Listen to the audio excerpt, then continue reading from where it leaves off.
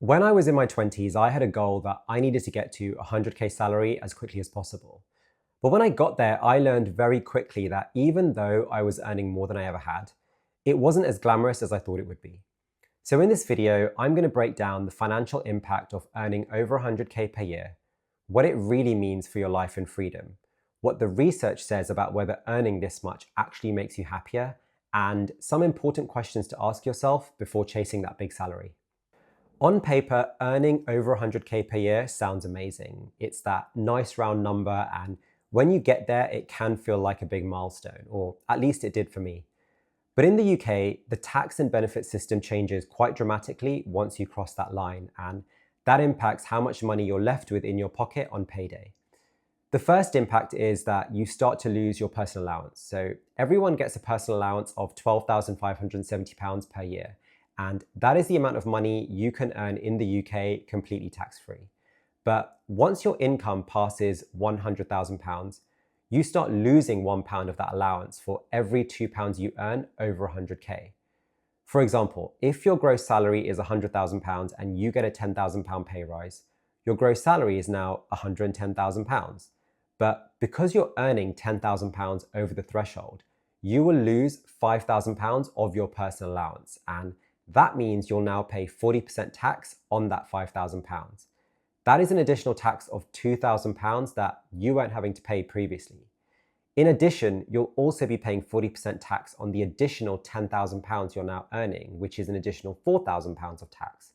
That means that even though your income has increased by £10,000, the total amount of additional tax you're paying is £6,000, meaning your effective marginal tax rate has increased to 60%. So you're only left with an additional £4,000 in your pocket.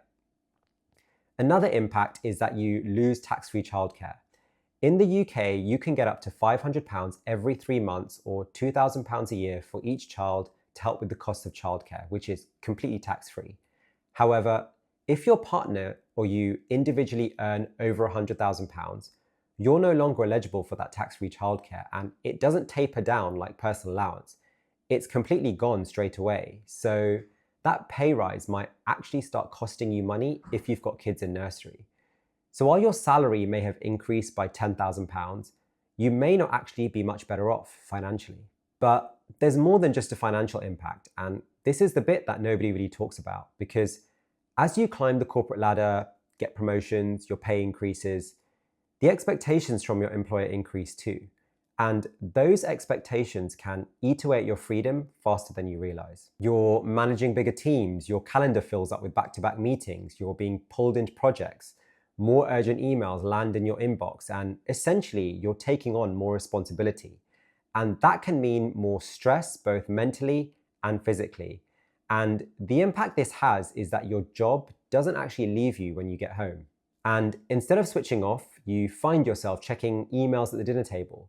You might log on again and work late into the evenings and at weekends, or take your laptop on holidays with you like I used to. And that can eat away at your precious time with friends and family, where you're not spending as much time with them, and when you are, you're not actually fully present. And that's the trade-off nobody warns you about, where your salary might have gone up, but your freedom actually goes down, because what's really happening is you're selling more of your time, more of your energy, and sometimes even your health.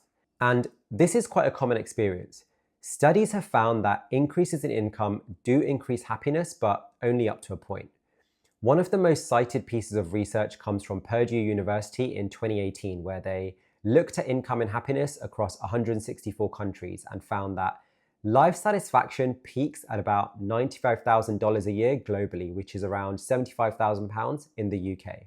And the London School of Economics found that in the UK, people's day-to-day emotional well-being plateaus once income passes roughly around £60,000.